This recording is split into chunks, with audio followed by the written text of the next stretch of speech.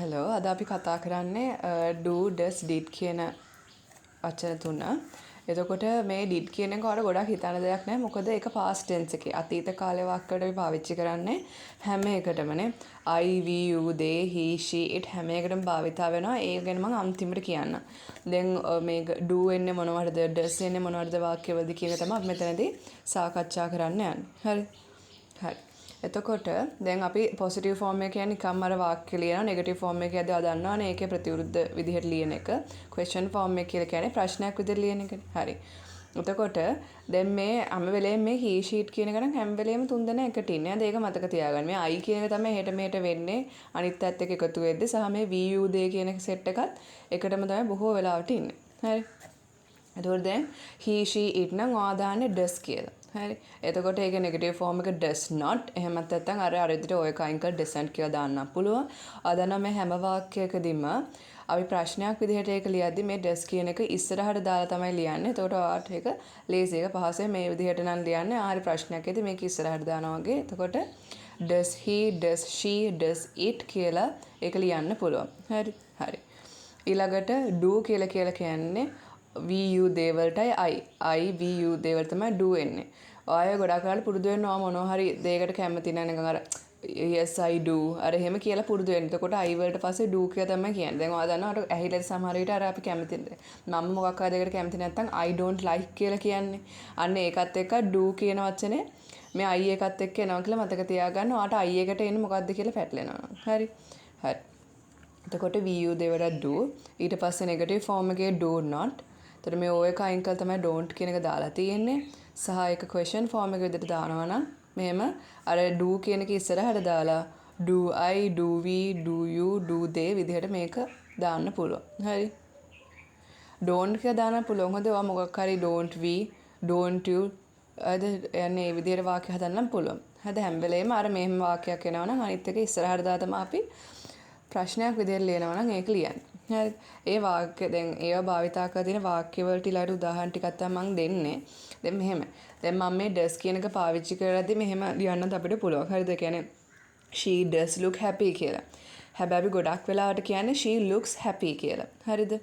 එතකොට දැන් මම ඊළඟට ඔයගොල්ලන්ට කියලා දෙන්නම් looks කියලාද කියන්නේ look කියලාද කියන්නේ නැත්නම් මොකක්ද ඒක වෙන්නේ කියලා. මොකද දැන් අර he she it වල තමයි අපි looks makes wants කියලා කියන්නේ. ඒතර අපි I we you දේවල් තමයි I නම් want කියලා අන්න ඒ විදිහට he wants උනාට I කියලාදී I want කියලා කියන්නේ. අන්න ඒක මම ඊළඟ පාඩමේ ඔයගොල්ලන්ට කියලා දෙන්නම් ඒ විදිහට කොහොමද පාවිච්චි කරන්න කියලා. දෙන්න මේ does කියන්නේ කොහොමද මේ භාවිතා වෙන්නේ කියලා දෙක බලන්න. නම් අනිත් වාක්‍යයක් කියන්න අපි බොහෝ වෙලාවට මේක තමයි පාවිච්චි කරන්නේ. හරි. හරි. She does look happy. මතතන් she looks happy. He does want to help. He wants to help. It does make sense. It makes sense. හරි. ඊළඟට අපි මේ නෙගටිව් ෆෝම් එකකින් කියනවා නම් she does not එහෙම නැත්නම් doesn't play piano. She doesn't eat cheese. It doesn't look good. හරි. ඒ විදිහට තමයි ඒක පාවිච්චි කරන්නේ. ඊට පස්සේ අපි ප්‍රශ්න විදිහට ලියනවා නම් දන්නවා. එතකොට දැන් he she it වල does එන්නේ ප්‍රශ්නයක් විදිහට ලියනවා නම් ඒක does කියන එක ඉස්සරහට දාගන්න විතරයි තියෙන්නේ. Does he like dogs? Does she work here? Does it rain a lot in your city? නේ කොහොමද ප්‍රශ්නාර්ථ ලකුණක් කියන්නේ. හරි. ඊළඟට අපි දැන් මොකද්ද? දැන් ඔයා දන්නවා I we you they වලට do කියලා අපි දාන්නේ. හරි. මම මෙතන do වලින් වාක්‍ය ටිකක් දීලා නැද්ද? නෑ. මෙතන නම් දීලා නැහැ මම. කොහමරි හරි ඊළඟට තියෙන වලදී ඒක අර අයිඩියා එකක් එයි. ඊට පස්සේ අපි do වලින් ප්‍රශ්න ටිකක් බලමු. හරි. Do you like apples? හරිද මතකයි does you like apples? ඒක කොහොමද එන්නේ ඔයාට අර මම පස්සේ කියන්නම් මොනවද අර මේ කේක් ඔය හැවුම්කන් දෙන්න පුළුවන් ඔය මේ වීඩියෝස් වගේක් තියෙන සමහර ඒවා මම ටිකක් හොයාගත්තා. ඒ වගේ දේවල් වලට අර හැවුම්කන් දුන්නම ඉබේම මේවා හැදෙනවා. you නම් එන්නේ do they නම් එන්නේ do කියලා අන්න එහෙම. මම ඉස්සරහදී මේ දේවල් කියන්නේ. හරි. එතකොට මෙතනදී do you like apples? Do they play football? Do I need a pencil? හරි. හරි. ඊපස්සේ මේවා මික්ස් කරලා තියෙනවා පොඩ්ඩක්. මික්ස් කරලා කියන්නේ වාක්‍ය දෙකක් වගේ එකට දාලා වගේ තියෙන්නේ. එතකොට it එකට මොකක්ද දෙන්නේ? you එකට මොකක්ද දෙන්නේ කියලා තවත් අයිඩියා එකක් ගන්න පුළුවන්. ඒකයි මම මික්ස් කරලා දුන්නේ. හරි. බන් it නම් does නේ. එතකොට does it taste good or do you prefer something else? නේද? මේක රහයිද එහෙමත් නැත්නම් ඔයා වෙන දෙයකට වඩාත්ම කැමතිද කියලානේ මේ අහන්නේ. හරිද? ඒක තමයි you එකට කලින් do කියලා ප්‍රශ්න දාලා තියෙන්නේ. ඊට පස්සේ බලන්න do they understand the lesson or does he need more help? ඒගොල්ලන්ට පාඩම තේරුණාද? එහෙමත් නැත්නම් ඔහුට මීට වඩා උදව්වක් ඕනේද කියන එක තමයි. එතකොට ඔහුට නම් he නම් does නේ යන්නේ. ඒක තමයි does he need more help කියලා තියෙන්නේ.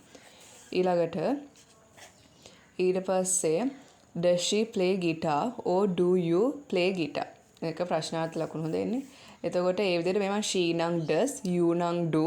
අන්න ඒ විදිහට මෙහෙම අර වාක්‍ය දෙකක් වගේ එහෙම එකතු කරපුවාම ඔයාට අර හරි මේකට කලින් මේක සහ ඔයා ඒක කියවනවත් එක්කම ඔයා දවසක හොඳට හුරු වෙයි. එතකොට ඔයාට ආයි කල්පනා කරන්න දෙයක් නැහැ does දෙන්නේ do දෙන්න කියලා. හරි. ඊට පස්සේ මම අර did වලින් කියවනද did වලින් ගත්තොත් ඒ did කියලා කියන්නේ හැම වෙලේම කරලා ඉවරයි. කියන්නේ මේ past tense එකේ අතීත කාලයත් එක තමයි ඒ කියන්නේ. did නම් ආයේ මුකුත්ම හිතන්න දෙයක් නැහැ. I we you they he she it ඕනම එකකට භාවිතා කරන්නේ did තමයි. හරි.